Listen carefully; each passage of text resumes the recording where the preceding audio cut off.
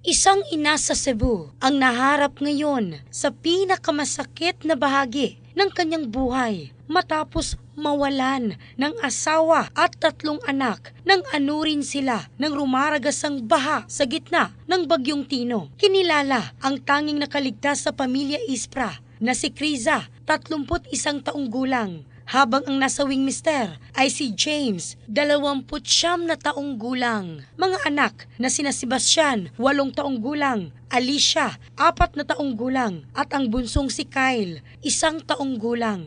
Nakaakyat pa umano sila sa kanilang bubong nang magsimulang rumagasa ang baha. Ngunit dahil sa lakas ng agos ng tubig, inanod ang kanilang bahay at nagkahiwa-hiwalay sila. Inakala din ni Criza na iyon na ang kanyang huling sandali hanggang sa siya ay mailigtas ng mga rescuers. Sa kasamaang palad, hindi na nakaligtas ang kanyang asawa at mga anak.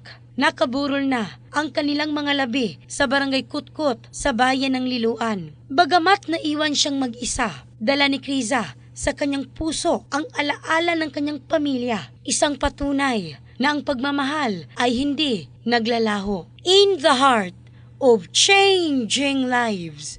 Ako, si Michelle Craste ng Brigada News, Philippines, The Music and News Authority.